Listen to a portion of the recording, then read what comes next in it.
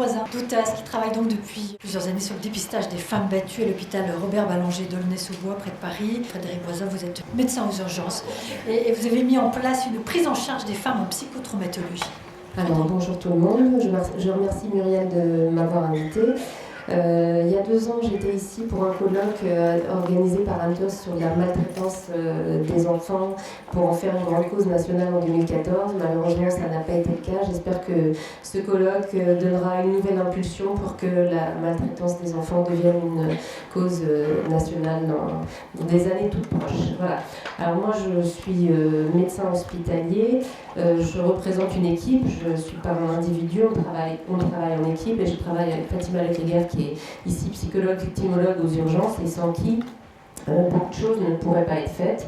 On travaille en interactivité, si moi je ne dépiste pas les patientes, je ne peux pas lui adresser et vice versa. Voilà. Donc, mon parcours, je suis médecin urgentiste depuis 20 ans, d'abord en Chine parisien pendant 6 ans, puis dans un hôpital intercommunal en Seine-Saint-Denis depuis 14 ans.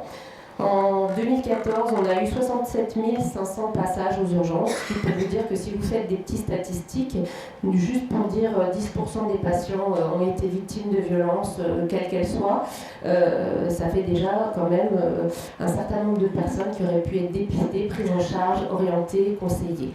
Voilà. Donc nous, on a des urgences chirurgicales, enfants adultes, pédiatriques, médicales et psychiatriques. Donc on a un panel de praticiens qu'on essaye désespérément de sensibiliser à la prise en charge des violences dans leur environnement. Alors, il faut juste rappeler qu'en 2012, il y a eu 10 millions de personnes, soit 1/6 de la population française qui ont consulté aux urgences, parfois à plusieurs reprises, qui a donné lieu environ à 18 millions de passages. Ce qui fait un chiffre énorme également pour faire des dépistages, des études et qui pourraient être largement utilisés dans le domaine de la prévention, des statistiques, de la formation. Voilà, il y a une augmentation croissante depuis 10 ans de 30%. Et donc il faut absolument que ce chiffre serve à quelque chose et serve à mettre en place aussi des protocoles et des procédures. Alors nous, on est parti d'un constat de départ très simple, qu'il y avait de plus en plus de cas aux urgences par mois, qu'aucune préparation du personnel médical et paramédical était faite pour ce type de pathologie. Moi, personnellement, dans mes études de médecine, on ne m'a jamais parlé ni du psychotrauma, ni de quoi que ce soit. Les femmes victimes, pour la plupart, étaient noyées dans le flot des autres urgences qui paraissaient bien sûr toutes beaucoup plus graves. Elles étaient encore moins prises en considération puisqu'elles revenaient à plusieurs reprises, donc on ne comprenait pas, un petit peu comme le disait Gilles Lazimi. C'était des patientes qui nous déconcertaient parce qu'on pensait qu'on pouvait s'en débarrasser avec un certificat d'ITT et puis qu'elles ne reviendraient plus, mais ça ne marchait pas. On avait aussi des gros problèmes d'évaluation de cette ITT, puisque souvent c'était plus des complications psychologiques que physiques, donc on ne savait pas évaluer l'ITT qui est déjà très difficile à déterminer.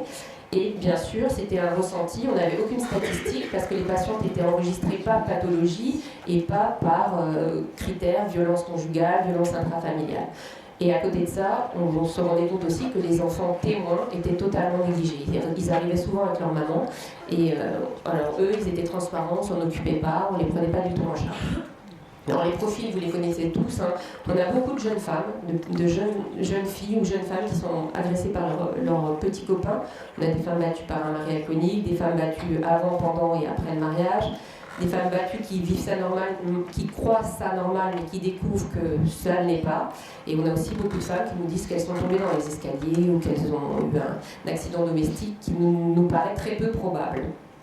Donc au décours de ce bilan, on s'est rendu compte qu'on ne faisait pas beaucoup d'ITT qui étaient supérieurs à 8 jours et qui nécessitaient une consultation dans les urgences médico-judiciaires.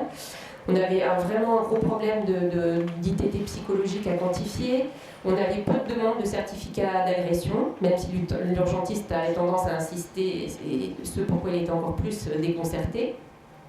Donc on avait des critères de ne pas mettre en cause le père, de ne pas le mettre en prison, de ne pas lui faire perdre son travail, de peur de représailles, de gens sans papier, sans logement, sans ressources. Voilà. On arrivait davantage à axer les mères quand il y avait des enfants qui étaient touchés de façon directe ou indirecte.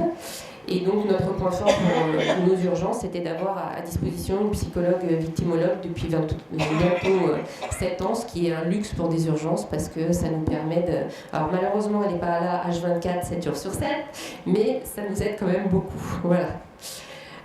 Donc au décours de ce constat, on a mis en place un item dans le logiciel informatique pour essayer de quantifier le nombre de victimes. Encore faut-il penser à cocher la case. Donc nous sommes restés basiques, nous avons mis à côté de ça un cahier où on colle systématiquement l'étiquette de la patiente qui vient aux urgences avec un petit résumé et un numéro de téléphone qu'on vérifie afin que Fatima puisse les recontacter pour garder un lien quand elle n'a pas pu les voir, quand la patiente est arrivée ou de nuit ou le week-end. Il a été mis en place un groupe de travail avec un petit peu tous les personnels des urgences, les cadres, les infirmières, les médecins, les psychiatres. Et Fatima a initié une enquête sur 2 ans. Et elle suit parallèlement toutes les patientes victimes par un groupe de parole mensuel et par des consultations de suivi. Alors il faut savoir que c'est très difficile de mettre tout ça en place aux urgences parce qu'il y a un gros turnover et du personnel et des étudiants, que quand on fait des réunions ou qu'on essaye de mettre en place des choses, c'est toujours sur un temps de repos. Ça veut dire que les infirmières doivent revenir sur leur temps de repos, que les médecins doivent venir sur leur temps de repos parce qu'on ne peut pas être en réunion et préparer des protocoles en étant postés aux urgences. On a initié aussi des cours aux internes et aux externes, donc ça nous fait à peu près 200, depuis 7 ans, 200 bébés docteurs sensibilisés à la chose, on est fiers de notre progéniture, qui nous font des thèses et des mémoires, on est très contents. Et on essaye de former les nouveaux arrivants paramédicaux pour essayer d'avoir une unité de prise en charge, que ça ne soit pas personnel dépendant, médecin de garde dépendant et que ça soit une prise en charge assez globale. Alors au début, on voulait avoir des statistiques, sensibiliser les équipes, fournir donc une réponse cohérente et adaptée, mettre en place une prise en charge des enfants qui était totalement inexistante, créer à la fois un réseau intra-hospitalier et un réseau à l'extérieur de l'hôpital avec la police, les foyers, les associations, et bien sûr comparer avec les autres expériences d'autres hôpitaux, parce qu'il y a plein d'autres hôpitaux qui font plein de bonnes choses et on est loin d'être les seuls. Mais l'interactivité est difficile, c'est difficile de réunir des gens de services différents dans l'hôpital, donc c'est à chaque fois toute une affaire pour mobiliser le personnel. Voilà. Alors, on a commencé par des journées de présence avec l'Observatoire. Je pense que sans l'Observatoire, on n'en serait pas là parce que ça a donné Madame Brunet qui était là ce matin, ça a donné une impulsion et une crédibilité par rapport à nos administratifs hospitaliers dans nos requêtes. Et ça a permis de mettre en place depuis 2009 une journée par an de sensibilisation du personnel intra- et extra-hospitalier, une journée ouverte à tout le monde, non payante, qui permet aux gens d'accéder à des sensibilisations, pas des formations, parce que comme a dit Hélène Romano, c'est pas en une journée qu'on est formé, mais au moins on est sensibilisé aux problèmes. Donc je vous ai mis les 5 affiches qui correspondent aux 5 colloques qu'on a organisé depuis 2009 pour que vous ayez un petit peu les intervenants et la thématique, mais je ne vais pas vous les détailler, hein, vous pourrez les récupérer. Alors nos difficultés majeures, et c'est ça bien le problème, c'était de sensibiliser les collègues médecins, urgentistes en médecine, en psychiatrie, en pédiatrie. Moi je suis du côté urgence chirurgicale. J'ai assez bassiné et seriné mes collègues pour qu'ils prennent en charge les femmes victimes de violences, mais de notre côté c'est plus parlant parce qu'il y a des blessures physiques. C'est beaucoup plus difficile en médecine, en psychiatrie, en pédiatrie de poser cette fameuse question simple dans leur interrogatoire de base. Et c'est vrai qu'il faut absolument toujours être en bagarre avec nos collègues pour qu'ils pensent à poser la question à ces femmes qui viennent pour des tentatives de suicide, des alcoolisations, des femmes enceintes qui font des tentatives de suicide, des mères de famille qui font 2 tentatives de suicide dans une semaine et on ne leur demande pas pourquoi. Et on n'arrive pas beaucoup à progresser de ce côté-là. Et puis il faut qu'on améliore aussi la prise en charge des enfants témoins.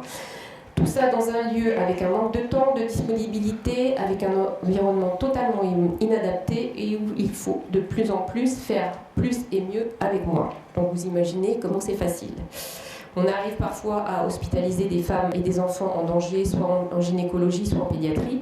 Il faut que vous sachiez qu'actuellement, il y a à peu près 20 personnes par jour qui dorment aux urgences pour des pathologies qui nécessitent des soins intenses et qui font que les femmes qu'on essayait d'héberger et de protéger vont de moins en moins avoir leur place à l'hôpital parce qu'on est submergé par d'autres pathologies et on est obligé de prioriser les choses. Voilà. Donc, l'étude de Fatima a été présentée en 2011 à l'Observatoire. Il y a eu je vous ai mis les thèmes des différentes thèses qui ont été présentées par les internes du service et des mémoires aussi. Il y a un poster et une présentation au Congrès Urgence 2012 qui a été faite de l'étude. Bon, il faut savoir que les internes de médecine générale qui passent aux urgences ne peuvent pas faire une thèse sur ce qui se passe aux urgences parce qu'ils sont en médecine générale de ville. C'est compliqué. Donc à chaque fois qu'ils ont envie de faire quelque chose sur ce qui se passe aux urgences, c'est pas possible parce que c'est pas en lien avec leur pratique future de médecin généraliste. Donc il y a des fois on fait des petits arrangements, mais c'est pas simple de trouver des sujets de thèse qui leur permettent de mettre en évidence ce qui se passe aux urgences. Bon, actuellement, je suis maître d'une thèse d'une interne de médecine générale qui a interrogé 1819 de ses collègues internes sur toute la France sur justement leur formation initiale à la prise en charge des violences conjugales, comment elle est faite, comment elle est dispensée, où elle est dispensée et si elle est bien dispensée. Donc, il y aura les résultats, j'espère, avant les grandes vacances. Voilà. Donc ça, je vous ai remis le poster de l'étude faite sur 2 ans, sur 230 patientes passées par les urgences. Et je pense qu'il est le plus important à montrer, c'est qu'au temps T où on s'est occupé de ces patientes qui étaient aux urgences chirurgicales, on s'est rendu compte par l'antériorité des passages dans l'outil informatique que ces patientes étaient venues déjà avant aux urgences pour des problèmes médicaux. Et leur prise en charge de leur violence n'avait pas été ni évoquée, ni suggérée. Donc en fait, le parcours des patientes, des 200 patientes qu'on a suivies aux urgences, en fait, les patientes viennent d'abord aux urgences médicales pour des pathologies diverses et variées, de plus ou moins psychosomatiques ou non. Ensuite, elles viennent aux urgences parce que je pense que le phénomène familial s'aggrave éventuellement pour des violences physiques. Et une fois qu'elles ont été dépistées, qu'elles ont parlé avec la psychologue et qu'elles sont prises en charge, elles viennent beaucoup plus aux urgences psychiatriques pour soit des dépressions, soit pour une aide à l'amélioration de la prise en charge. Donc voilà le parcours de ces femmes. Ça veut dire qu'en fait, avant d'arriver aux urgences chirurgicales avec des coups, elles sont passées aux urgences médicales avec des problèmes somatiques. C'est ce qui ressort de cette étude. J'ai une collègue qui a fait exactement la même étude à Mayotte, dont les résultats vont bientôt être publiés également. Alors je vous ai mis juste les titres de thèses de médecine générale qui ont été faites sur ce sujet.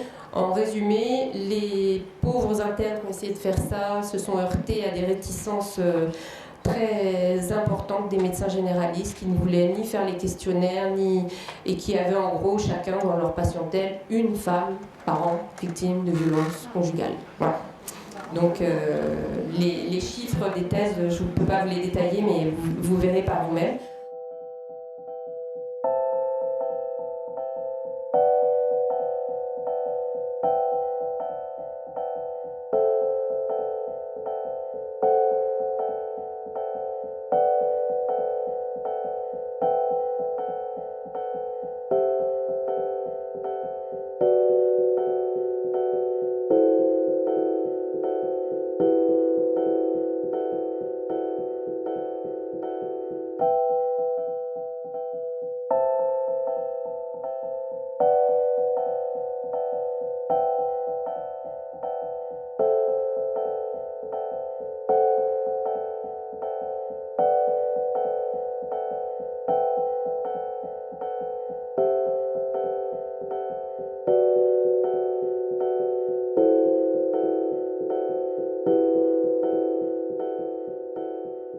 On a essayé de reproduire le questionnaire qu'avait fait Gilles Lazimi aux urgences, un peu réadapté. Moi, j'avais voulu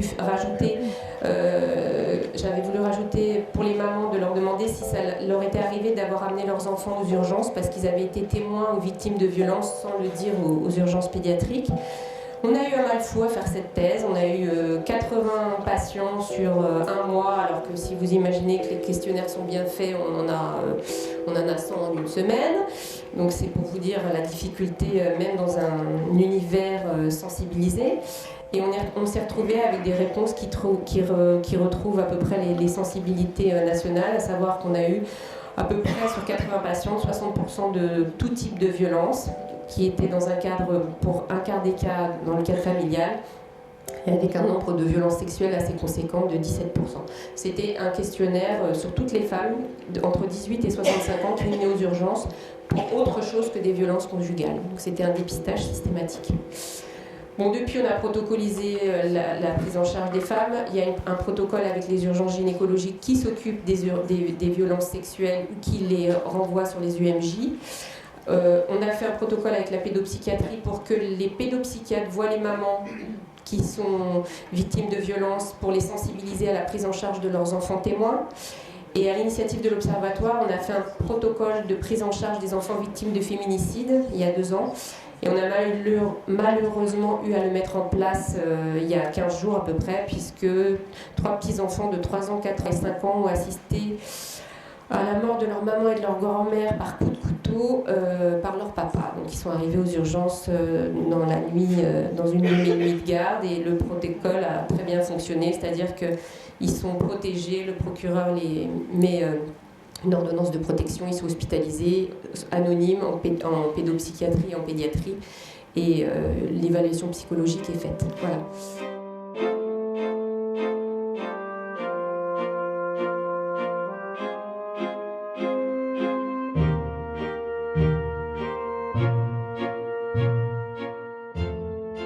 On a été sollicité pour une formation nationale par la NFH.